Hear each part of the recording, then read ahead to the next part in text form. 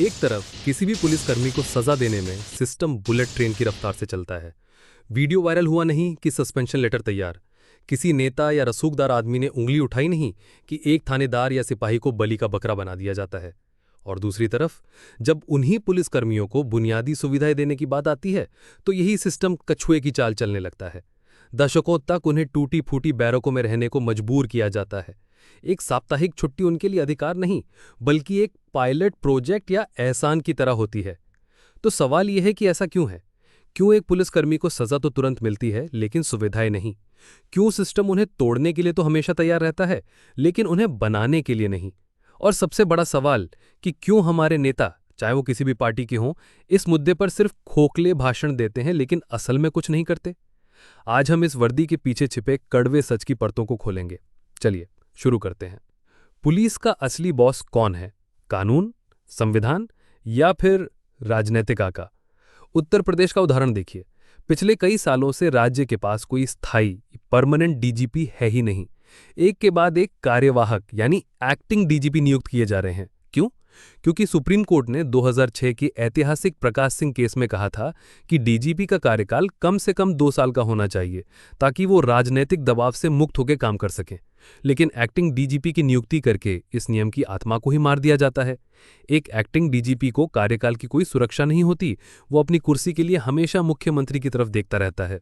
एक पूर्व आईपीएस अधिकारी के अनुसार जब पुलिस का मुखिया ही कमजोर हो तो जिले के अधिकारी भी उसे गंभीरता से नहीं लेते और पूरी कमांड चेन बिखर जाती है। और जब नेतृत्व ही कमजोर हो तो सजा एक राजनीतिक हथियार बन जाती है। याद है कवयित्री मधुमिता शुक्ला हत्याकांड? जब जांच तत्कालीन मुख्यमंत्री मायावती के करीबी बाहुबली नेता अमरमणि त्रिपाठी तक पहुंची तो जांच कर रहे 2 ईमानदार आईपीएस अधिकारियों महेंद्र लाल का और अमिताभ यश को जांच में देरी जैसे बहानों के तहत सस्पेंड कर दिया गया। असली मकसद था जांच को पटरी से उतारना। इस एक घटना ने पूरी पुलिस फोर्स को संदेश दे दिया कि अगर किसी ताकतवर नेता पर हाथ डालोगे तो तुम्हारा करियर खत्म। या फिर जब जनता का गुस्सा शांत करना हो, लखनऊ में जब एक महिला से छेड़छाड़ का वीडियो वायरल हुआ तो मुख्यमंत्री ने तुरंत 3 सीनियर अधिकारियों का तबादला कर दिया और पूरी चौकी को सस्पेंड कर दिया। एक्शन जरूरी था लेकिन जिस रफ्तार से यह हुआ वो एक उचित जांच से ज्यादा पब्लिक को दिखाने का तमाशा लगता है। इस सब का नतीजा क्या होता है? पुलिस का इकबाल यानी उसकी अथॉरिटी खत्म हो जाती है। अपराधी जानते हैं कि वो जांच करने वाले अफसर पर राजनीतिक दबाव डलवा के उसे हटवा सकता है। एक पुलिसकर्मी किसी भी रसूखदार आदमी के खिलाफ एक्शन लेने से पहले 10 बार सोचता है। और जब पुलिस का इकबाल खत्म होता है तो जंगल राज शुरू होता है।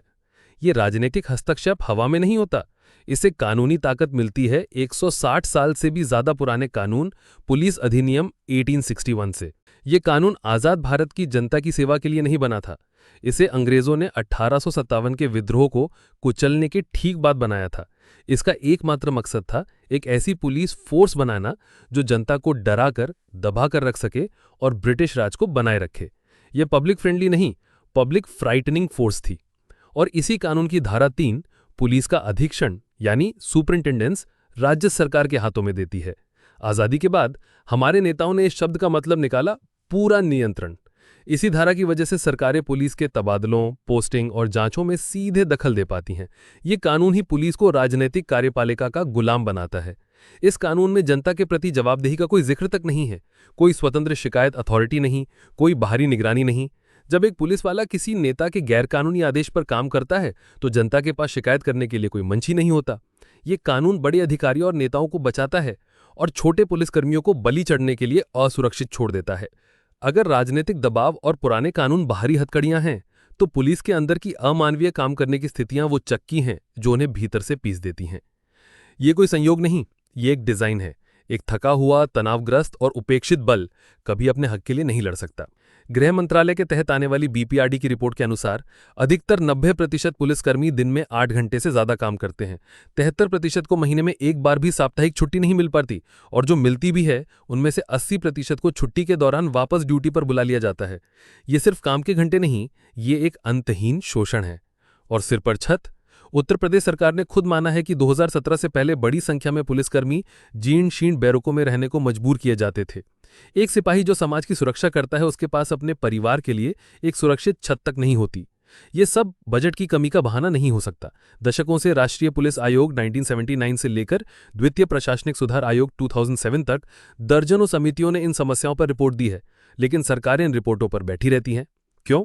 क्योंकि एक थका हुआ, तनावग्रस्त और उपेक्षित बल जो 14 घंटे की शिफ्ट कर रहा है, वो कभी भी एक गैरकानूनी राजनीतिक आदेश पर सवाल उठाने की हिम्मत नहीं करेगा। ये उपेक्षा राजनीतिक नियंत्रण का एक मूक हथियार है।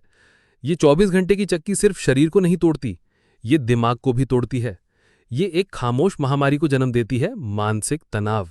स्टडीज बताती हैं कि पुलिस ऑफिसर्स में डिप्रेशन की दर आम आबादी से लगभग 2 गुना है।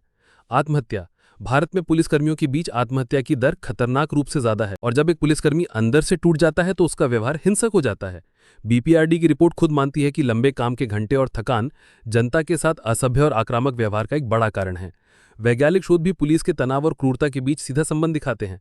तो अगली बार जब आप किसी पुलिस वाले के दुर्व्यवहार का वीडियो देखें तो एक पल के लिए सोचिएगा कि उस एक घटना से पहले सिस्टम ने उस व्यक्ति के साथ कितना दुर्व्यवहार किया होगा।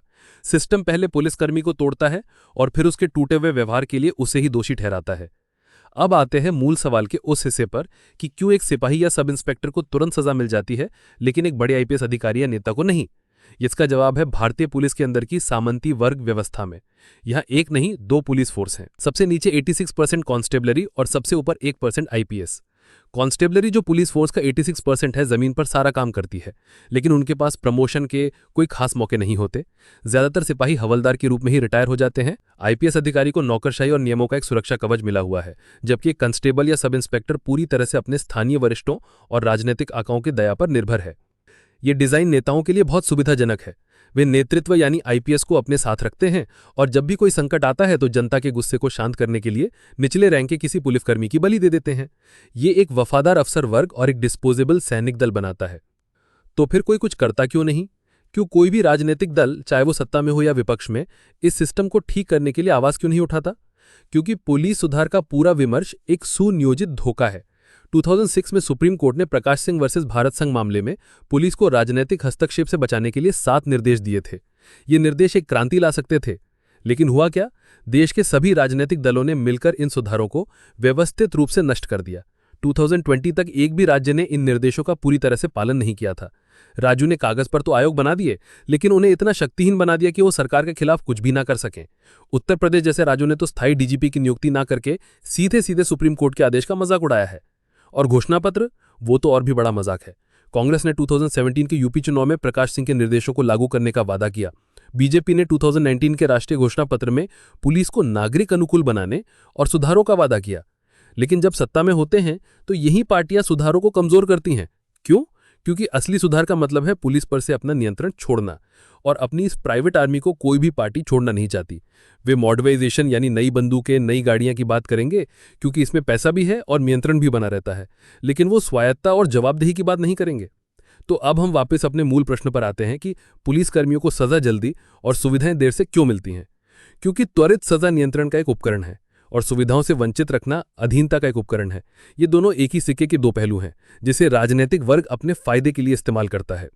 एक सुरक्षित समाज की यात्रा कानून के रखवालों को सम्मान और न्याय देने से ही शुरू होती है। एक पुलिस बल जिसकी देखभाल की जाती है वही अपने नागरिकों की देखभाल करेगा। जब तक वर्दी पहनने वाले को बलि का बकरा समझा जाएगा, तब तक नागरिक कभी भी वास्तव में सुरक्षित महसूस नहीं कर सकता। शेयर कीजिए इस वीडियो को ताकि यह सच ज्यादा से ज्यादा लोगों तक पहुंचे। मिलते हैं अगले वीडियो में। जय हिंद।